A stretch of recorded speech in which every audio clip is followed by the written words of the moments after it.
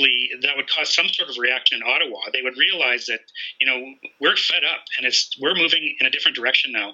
And so hopefully that would make them at least understand what's going on out here. But I do think that's a brilliant idea.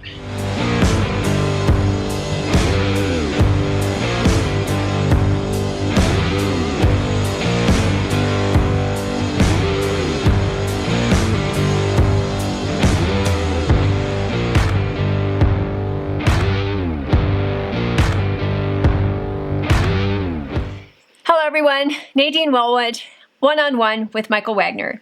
Michael is the author of Alberta Separatism Then and Now. Michael is a PhD in political science and currently lives in Edmonton with his 11 children, who apparently not all of them live at home still.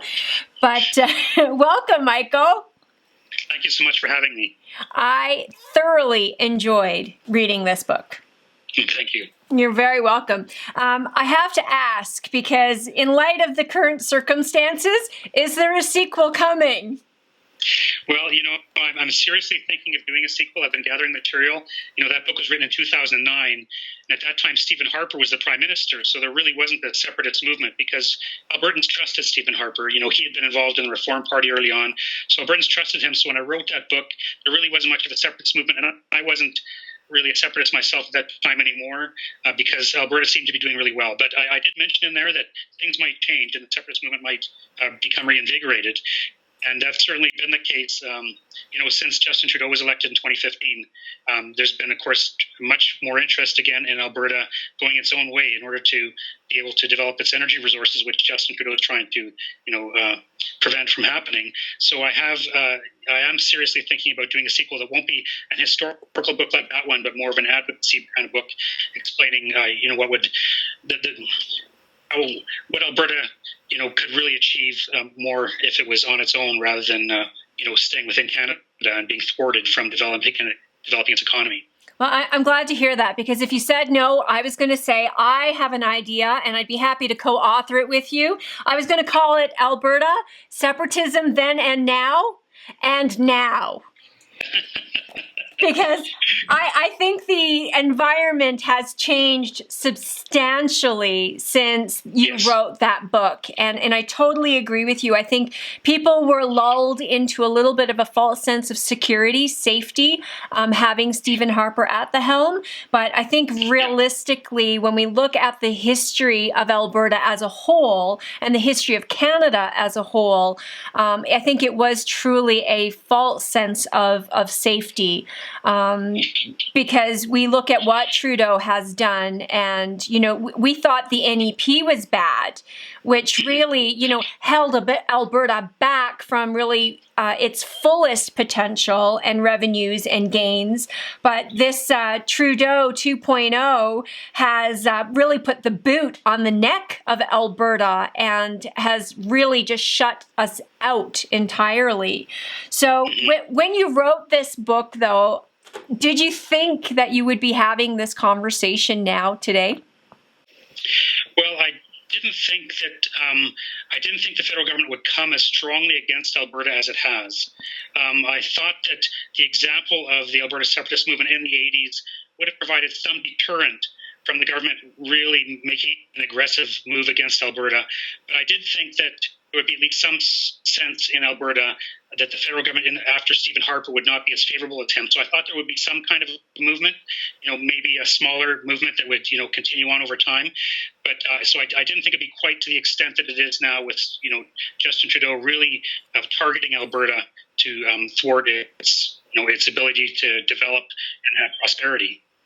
Yeah, so I want to touch a little bit on that, because in your book, it really is more of a historical account, and I really want to take a look at why some of the earlier movements didn't get off the ground and or failed, or but I really want to focus on, in the initial part of this, is a little bit as to what's changed between then and now. This is my and now part, because I really feel especially the early 80s, 70s, 80s, when this kind of really took a lot of more prominent of a stance in Alberta, it was really about economics.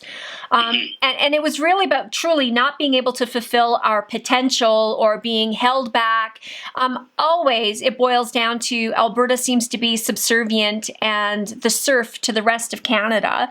But I find right now it's not even just about economics. The Trudeau Liberal government, and to a certain extent the Conservatives play their part in this as well, it has become an attack, not only economically, but on the very people ourselves, like ideologically, family values, conservative values.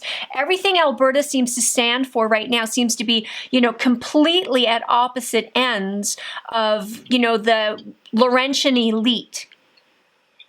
Do you want to share some of your thoughts on that? Well, you mentioned what has changed.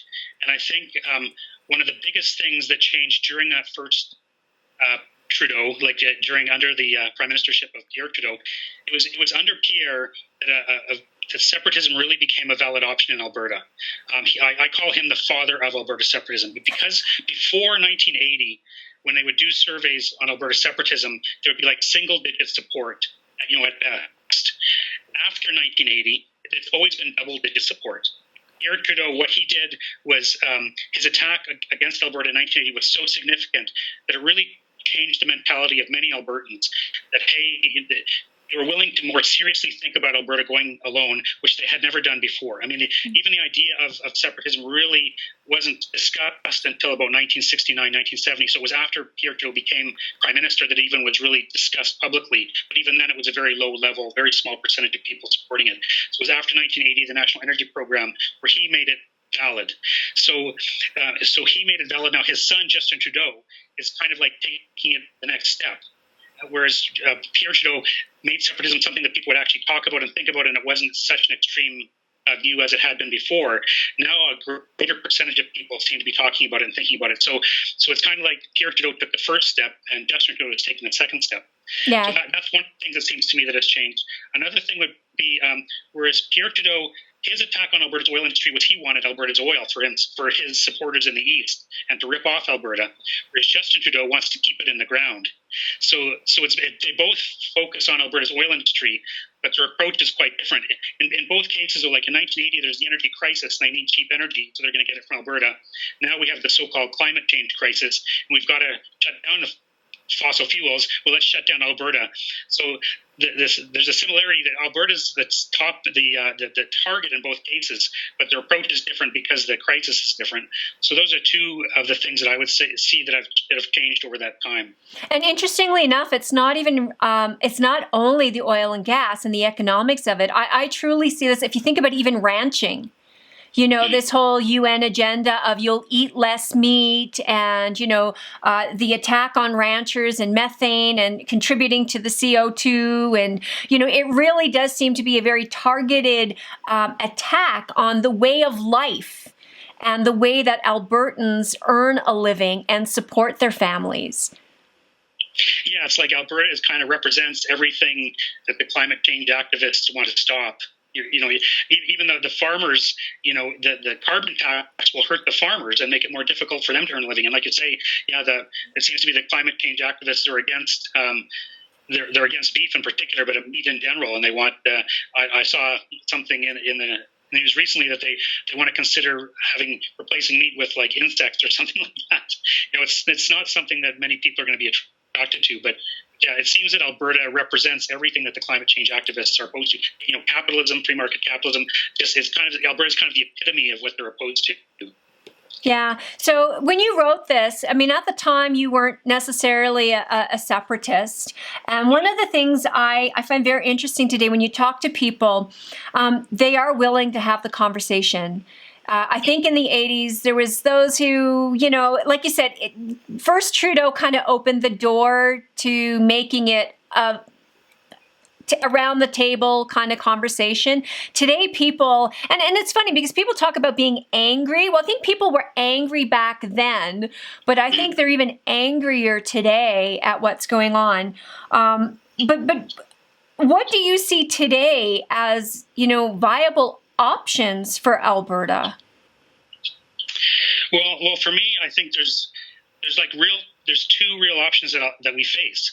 One is the status quo, just staying in Canada, and I know there's many people who want to change the constitution to make things better, so that Alberta has more representation, so the West in general has more representation, and our views will have a stronger impact on policy, so that we can develop our economy within Canada. And that's a respectable view. I understand why people would want to do that. Like, the idea of going independent is pretty extreme in one sense, but on the other hand, like, over the last 50 years or so, there's been so many attempts to try and change the constitution to make things better for the West, like the Triple E Senate idea and the Reform Party. For me, it seems that these things, we've been trying, like, not consistently for 50 years, but every once in a while over that period, we're trying different options. And it seems to me we've come to the end of the road. So in my opinion, the other option is to go for Alberta independence or Western independence. Because we've seen over all these decades, the East is not interested in accommodating Alberta's desire for influence in the federal government to get more favorable policies. They just haven't shown any interest in that at all. And we've been doing that, like I mentioned, with Reform Party and Triple E Senate and so on. We've tried it so many times. It seems that's not going to work, it seems to me. And so I think really the only real option is to move towards independence. Like, I think the ideal would be Western Canada, the 4 Western provinces, but I'm not sure that Manitoba and BC are particularly interested. So I think, at least as a first step, I think Alberta should move toward independence. And I think that's a viable option, especially in light of the secession reference decision from the Supreme Court in 1998. That was actually a decision based on the court case in Quebec. Like, the federal government was trying to get a decision from the Supreme Court as to whether Quebec could declare independence unilaterally. And of course, the court said they can't declare independence unilaterally. But if they had a referendum on independence with a clear question and a clear majority voted in favor, that would give the Quebec government a democratic legitimacy to negotiate for independence. And so that's a constitutional principle now for Canada. And so there is a constitutional avenue for Alberta to pursue independence. So I think that kind of gives it added credibility, that the idea of advocating for Alberta independence is not some crazy idea where we're going to have to grab guns and go to the border or anything like that. There's a constitutional pathway, and so we can have a referendum on whether Albertans would like to go on their own or not. And if there's a clear question with a clear majority, the federal government has to respect that, and the other provincial governments have to as well. And so I think that's a reasonable and legitimate option for Albertans to consider. So let's talk about that for a second, because we have a premier who will not even entertain separation as a possibility. And unfortunately, whether you are for separation or not, you cannot take probably your strongest leverage. And it has to be sincere. This can't be idle threats. I'm not talking about idle threats. But this is probably the one and only sincere sort of big hammer that Alberta has. And I mean, it worked quite effectively for Quebec. And in my opinion, Alberta is just as distinct a society, save the fact that we speak English. We don't speak a different language, but very much a distinct society from, Quebec and from Ontario and especially Eastern Canada. And, I don't think anywhere in the world would disagree how unjustly and how, disrespectful Alberta has been treated by the rest of Canada. And it's funny because in the East, people go, oh, they're whining. And it's like 25% unemployment. Albertans, I think, are adept at adjusting to the market. Oil goes up, oil goes down. There's always adjustments. No one's making any excuses for that. But we had pipelines. We had, work, lined up jobs that weren't destroyed from the outside. They were destroyed from the inside. It was our very own government that has caused 25% of the unemployment in Alberta today. But here's the issue. I think that's a bigger one, because even if we were to separate, I'm not seeing the leadership at the provincial level. So one of the big arguments is, well, the province is not set up. And I have to totally agree. Provincially, we are not right now in a position, if we called a referendum tomorrow, to govern ourselves, because we don't have our own police force. We don't have our own pension. We're not even collecting our own taxes. Things that Jason Kenney, in my opinion, should have done day one when he got into power. So talk to me a little bit about, that scenario. Well, yeah, I think you're right that the Alberta government right now could begin to do those kinds of things like creating a police force and collecting taxes and stuff like that. But there's actually a really good article online on the C2C Journal by Professor Leon Craig from the University of Alberta. He's retired now, but he wrote an article where he advocated that the Alberta government should set up a ministry of independence, like a ministry of independence preparation. So you'd have a minister with a staff who would look into all these different issues that need to be prepared ahead of time so that Alberta could move towards that. And I think that's actually one of the best ideas I've heard in the separatist movement in many years, because there are many things, and we probably don't even necessarily know what they all are that would have to be taken care of. But if they had a ministry dedicated to that task, they'd be able to take care of those details and make sure that those things were done ahead of time and that Alberta wasn't caught by surprise. And I think even a government having that kind of a ministry, presumably that would cause some sort of reaction in Ottawa. They would realize that, we're fed up and we're moving in a different direction now. And so hopefully that would make them at least understand what's going on out here. But I do think that's a brilliant idea for Alberta moving forward, whether or not we're going to become independent, to have a ministry like that would take those kinds of details into consideration and prepare, a plan or an outlook that Albertans can consider and say, here's all the different things we're going to have to do. It would actually make it very helpful for Albertans to be able to think through these issues. Here's the things that we're going to have to do if we move towards independence. Then both sides can take a look at that and say, well, this is too scary, or it's not scary, or look how viable it is. It would give Albertans a real good look at what the options are and what would happen, as we move forward and towards independence. So I think that would be a good idea. Yeah, I really like that idea too. And that's been one of my things is that, and this is where I feel Jason Kenney has really fallen short a little bit, because he shut the conversation down. And I'm like, well, Albertans deserve to at least be able to have the debate, to understand, and what is wrong with greater independence? Independence and separation, your children have moved out of their house. It doesn't mean they've divorced you, they've separated, but they have achieved greater independence, right? Let me guess, you're thinking, yeah, no, right, Nadine, they still call home every other day asking for money. But in essence, I think if we were to establish and take back just the provincial jurisdiction, those powers that we already possess, I think that just strengthens Alberta's position that much greater when negotiating with Ottawa, regardless of whether we stay or whether we go. I think right now, Ottawa just has such tremendous strength in its position because we have none. Yeah, well, definitely having control of many of those options would strengthen Alberta's position. But the fundamental thing is that it's Justin Trudeau blocking those pipelines. And I think it's Bill C-69. Is that the one that's, going to prevent future pipelines? It is the federal government that's blocking a lot of these things. So even though Alberta, can't get its own police force and things like this, we would still be constrained, from the proper economic development that we deserve. So it is a good thing for Alberta to take control of those things, but we're still going to have to deal with the federal government. And if they're not going to, allow us to develop our economy, I don't see any other way of doing that than becoming independent. You don't think that, I always, people jokingly around say, if it was me, I would really just look at Trudeau and say, it's as simple as this. You don't get a say. Why are we asking for permission?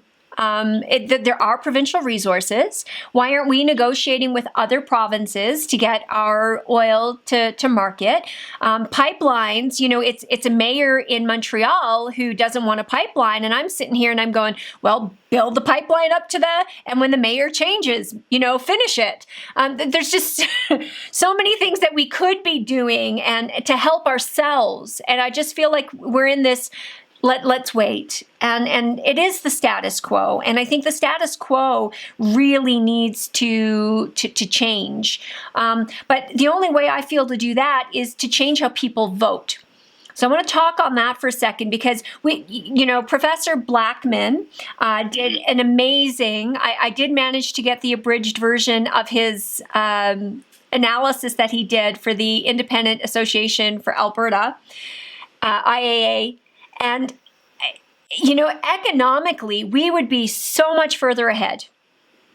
That is undisputable. But people have an emotional tie, an emotional connection. And of course, we have people that live all across Canada, family members. And I think that's a harder bond to break.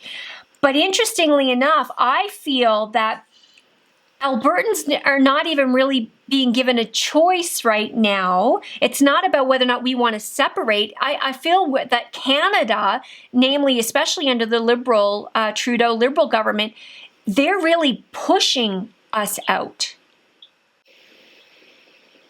Well, I mean, they're doing exactly what someone would do if they wanted to push us out. I totally agree. And I think that, the aggressive nature of Justin Trudeau's government that way, it's helping some Albertans who do have connections across the country to think, I mean, it's not that those relationships would disappear with people. But maybe Alberta can go its own direction. Alberta needs to go in its own direction, and we can still maintain those personal relations. I mean, there's no reason why someone, who was originally from Ontario and now supporting Alberta independence, there's no reason that they have to break off their family relationships or anything. They can maintain those relationships. And I think Alberta would be able to maintain a friendly relationship even though it was independent from Canada. I think it maintained a friendly relationship with Canada. I think that would be in Canada's best interests because there's already, geographically, there'd be so many interlinkages and so on. So I think that the longer this problem goes on, the longer Justin Trudeau is in office and causing problems from Alberta, I think it's going to encourage more and more Albertans to think along the lines of independence. Like you say that, maybe there's not a majority right now, but as unemployment continues to remain high, as businesses begin to close because, we're not getting the economic development we need, I think it'll open more and more people's eyes to the need for Alberta to go on its own, regardless of whether they have connections in other parts of Canada. And actually, just to talk to an earlier point you made of, what can we do? I know a couple of years ago in the National Post, there was a fellow writing about the possibility of a pipeline, from the oil sands to Churchill Bay in Manitoba. It wouldn't have to go across British Columbia then. And I know Saskatchewan would probably be favorable to that, and maybe Manitoba would be as well, with the Conservative government. And also there was a proposal for, a railway up to Alaska. A railway that could haul bitumen in rail cars up to Alaska. So there are those other options that I think are worth pursuing for Alberta in the meantime. Absolutely. So one of the things, though, that has to happen, whether or not we want even more change, not even separation, just more change, I believe, is we have to change how people vote in this province. Because right now, even under the Conservative Party of Canada, I think it's the Liberal Party, just the other side of the same coin. And we continually see what happens. The Reform Party, the biggest mistake they made was joining forces again. We took the leap of faith. We joined forces that, they will serve the interests of the West. And it's always short-lived. Always. Because they have no choice but to pander to Quebec and Ontario, because for them, it's about winning government. It's not about doing what's right or the best for Alberta or even the best for Canada in that matter. It always seems to be whatever we need to do, to appease Quebec and Ontario. I mean, if you think about Mulroney and you think about, how the Boeing, in Winnipeg lost the contract to a Quebec all those things. And there's always that favoritism to the East, manufacturing, when it talks, they lose 25% of an industry and the world is collapsing. But yet it seems perfectly okay when it happens to Albertans. So how do we change people's mindset to wrap their head around the fact that, change begins with us? And I think realistically, we have to change how we vote. Well, I think one of the things anyway is to get people informed, because even the things you're talking about, you obviously know a lot of the Western Canadian history, where so many people do not. And I was hoping even that my book on Alberta Separatism would help to remind people of these historical things, because as you point out, that when we think about Pierre Trudeau and Justin Trudeau and the Liberals, they're the enemies of Alberta. But really, what have the Conservatives done? And as you point out, the Reform Party, that started in reaction to Brian Mulroney, not to Pierre Trudeau. Brian Mulroney won an election in 1984. Every MP in Alberta was a Conservative MP, and many of the MPs were from the West. And I thought, well, now we're going to have power. That was 1984. 2 years later was 1986 when that CF-18 contract was given to Quebec, even though the Winnipeg company had won on the basis of points. It had won the competition for cost and effectiveness, and they gave it to Montreal anyway because of a political decision. And that was the Conservatives who did that. So it was because of a Conservative government that the Reform Party really took off. And so, like you say, the Conservatives face the same dilemma as the Liberals in terms of they want the votes from Toronto and Montreal and Ottawa in that particular area, the Laurentian area. Both parties want the votes there. So both parties have an incentive to ignore Alberta or even to demonize Alberta in the case of the Liberals. And that equation, that political equation does not change just because it's Conservatives. They want to win that too. And Aaron O'Toole, is campaigning very strongly. That's what he wants to win Toronto. He needs to win Toronto if he wants to form the government. And you can't win Toronto by adopting the policies that Alberta wants in terms of, developing energy and pipelines and the oil sands and so on. So he, as I understand it, Aaron O'Toole is in favor of the Paris Accord. Yes. And Rex Murphy has made this point over and over again. You've got to choose Calgary or Paris. The Prime Minister has to choose Calgary or Paris, and Justin Trudeau chooses Paris, and Aaron O'Toole apparently chooses Paris too. But we need a Prime Minister that chooses Calgary, not Paris. But you don't win Toronto and Montreal by choosing Calgary, right? So the equation, the political equation, is to win Toronto and Montreal in those areas and not Alberta. And so the West needs a party that represents the West, like a Reform Party that's not going to join with an Eastern party, but a Western party that's going to be based in the West and campaign for the West and represent the West and no other interests besides the West. So there is a party like that, the Maverick Party is trying to get off the ground. But the Reform Party was kind of the quintessential example of that before they decided to move into Eastern Canada. And so you bring up a really good point there, because the Reform Party was a Western party and it did represent Western interests. But again, it too fell into the trap of, the enticement of we can form government. One of the things when I campaigned in 2019 was that Alberta just needs her own voice in Ottawa, because right now, nobody, not even the Conservative Party of Canada, represents people in the West. And it's amazing to me how Aaron O'Toole, for example, runs his leadership race as this blue Tory because he is appealing to the Conservative members, right, to win the leadership. And then as soon as elected, it's like flip immediately to pander to Quebec and Ontario. And I know here in my riding, for example, Blake Richards, he's the party whip. And if anybody, you think anybody is allowed to stand up and say, hey, oil and gas is a good thing? He's the one now who's saying you can't say that. So I think that, we do need to make some changes, and I would love to see a Western-based party resurface and represent, because it's not as if, and again, this is part of the education, it's not as if we sent 34 Albertan voices, and I know BC will do the same, but those voices need to be allowed to speak. And right now they're not. They're being silenced for the party's interest. And I don't care whether you're provincial or whether you're federal, I kindly remind people that the leader of a party or the party does not pay those MLAs or those MPs salaries. You and I do.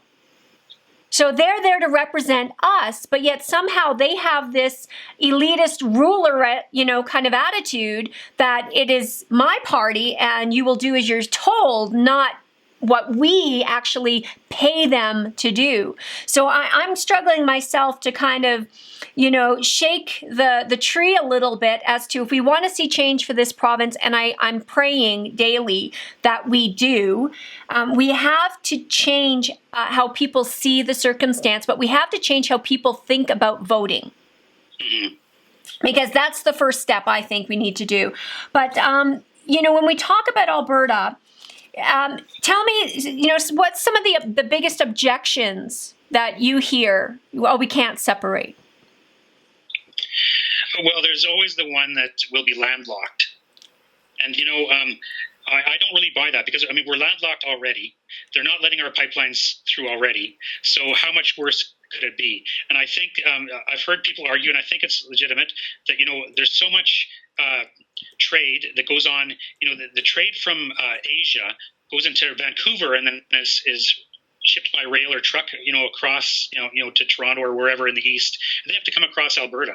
So if Alberta is independent and they don't want to allow our goods to go, to the coast, then we don't need to allow their goods from the coast to go across, Canada. So that would be a very significant bargaining chip, I would think, bargaining chip for dealing with Canada that way. I think as an independent country, we'd probably have a stronger bargaining position to get our resources out. As well, I think eventually, the Americans are going to realize that they need more of our oil. I mean, I know Biden right now is anti-fossil fuel, but that's a dead end.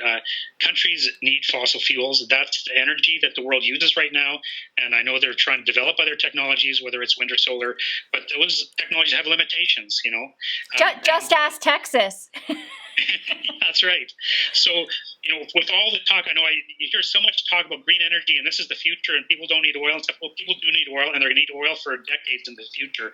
So, and we have that oil, and the Americans, I think, will realize, or maybe not the Biden administration, but eventually they're going to need more of our oil as well. And so we will have avenues to transport our energy to other parts of the world, either through the United States or through Canada, other parts of Canada, if we become independent.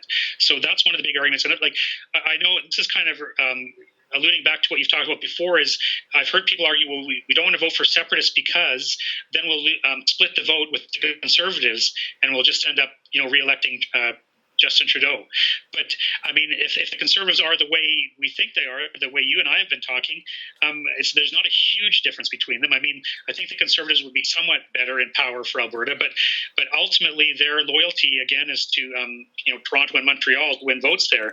And as I said before, like with Erin O'Toole embracing the Paris Agreement, whether it's Erin O'Toole's implementation of the Paris Agreement or Trudeau's implementation of the Paris Agreement, they're both going to be coming down on Alberta. So I don't see how the vote splitting argument, it doesn't seem very strong to me, because we're going to have a government, a federal government, implementing the Paris Accord one way or another. So Alberta needs to, strike out on a different path and try something different. Yeah, and in addition to that, I mean, we sent a Sea of Blue to Ottawa, and, so Trudeau is still in power. His popularity right now, maybe it's a little bit different after this whole debacle that he's made with the genocide vote, but, he's still the most popular government. So to me, I look at it and go, that's ridiculous to say that we need to vote this way because we're afraid of splitting the vote. And the other thing is, if Albertans send Albertans and they have their own voice, and it's truly going to represent the West, it's only logical to actually state that if the Conservatives have, 70 or 80 seats and we come in with 34, well, if it makes sense for Alberta, we're going to vote that way. Our MPs are not going to vote against our interest, but it's leverage again to ensure that whoever is in government, our vote matters. They have to come and ask. Right now, they just completely take us for granted, unless it's the leadership race.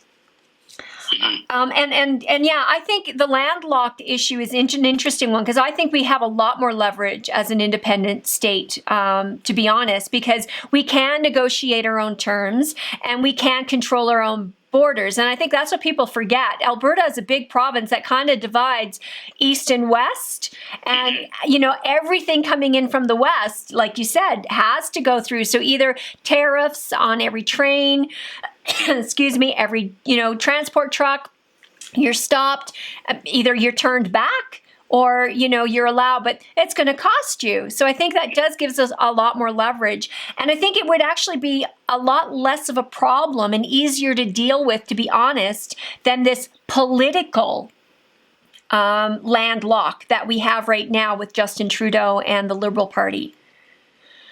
Yeah, I mean, the way things are now, they don't seem to take us seriously.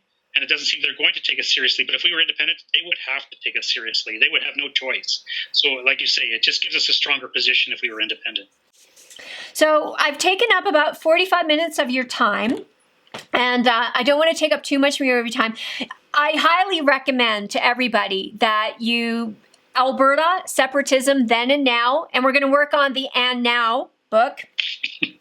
It's a great history of Alberta separation. And so I highly recommend that you take a look at picking up the book. And we're going to post a little picture of the book, and you're going to provide us with a little link so people can download it or purchase it where they can get it from. And 2 minutes, just what would you like to share with Albertans? All yours. Well, actually, I would just... This is a little bit self-serving, but I just wanted to encourage people to get the book. I mean, I love Alberta and I love Alberta history, and that's kind of the background for the book. I so much enjoyed writing that book, even though, at that time that wasn't a timely topic. But I had been involved in the separatist movement. Actually, that was my very first involvement in politics when I was a teenager. That was at the time of the National Energy Program. And so the first political organizations I joined were WestFed, and the Western Canada Concept, the Party of Alberta, which had just won a by-election in 1982.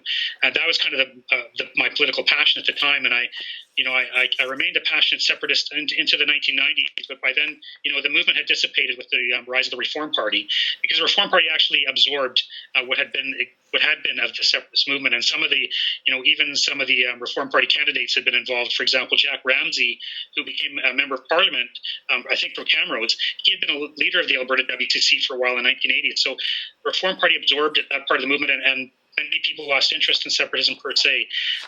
I never lost my passion for Alberta and my love for Alberta, and so when I wrote that book, it kind of became that passion comes through, I think, in the book, in showing that Alberta, that the people's desire for independence in the movement in the 1980s was legitimate. People had a good reason for becoming separatists and for believing in Alberta, and I'm just hopeful that that the book will encourage people to become Alberta patriots. Actually, I consider myself an Alberta patriot, and I think the book is written from that perspective. So if there's any Alberta patriots out there, even if they're not interested in separatism per se, I think the book would be worthwhile for them to read, to learn that aspect of Alberta history. Fantastic. So and that's a little bit self-serving, but sorry. But that's okay. It's definitely worth noting, because for me, I tell people it's not about separation. It's about whether or not Alberta has a future. And I ask people, whether you're green, blue, red, it doesn't matter. The question is are you an Albertan? And you just touch on that a little bit under the Albertan patriot. And I think that's the key, because, I mean, every parent wants to ensure their children has a bright and prosperous and a free future. They deserve the opportunity to have, what we had, and that was the right to pursue our livelihoods and pursue our own path. And when you have a government that, is really the ones that are restricting that for an entire province, the sentiment here is going to be one of anger and frustration. And until we position ourselves in some way to gain more power with the federal government, nothing is going to change. And right. I always tell people, this idea that we can vote Conservative Party and Conservative Party and Conservative Party, it's just more of the same. We've got to take a step back. The Reform had some really great success. I think their only downfall was giving in to this idea that they could form government. I think I'd rather have a minority government and then being the balance of power. Because you look at in BC, for example, you have 3 NDP people who, literally decided what the government was going to do and not do. That's power, and I think Alberta could be in a much better position if it's at least willing to consider, separating and, highlighting some of the strengths, because there's a cost to everything. And we have to weigh whether or not the cost to Confederation is actually worth it. That's exactly right. I mean, Alberta, the way things are now, like you mentioned, for our children, the economic prospects of Alberta within Canada are not good, and they're declining. And so they're not good for our children. We want real economic development. We need to have self-determination and control as Albertans over the development of the energy resources that we have. And if we did have that control, they would get developed, and our children would have a bright future and a prosperous future. Fantastic. I think that's where we leave it, because I think that's where every Albertan is at. You know, the people I talk to, they're not fighting even so much for themselves. They're fighting for their children and for their grandchildren, and to make sure that they have a bright and prosperous future. So thank you for taking the time. I have a funny feeling we'll be talking again. Okay, well, thank you so much for having me. My pleasure. Everyone, if you like the video, please make sure that you click on the like, make sure you subscribe, hit the notification if you'd like to receive future videos, notifications, and whatever you do, it is a great book. So Alberta Separatism Then and Now. It is a wonderful read. It allows just a great historical context of where we were at, and will certainly highlight the big differences as to where we currently stand. So thank you for watching. Until next time.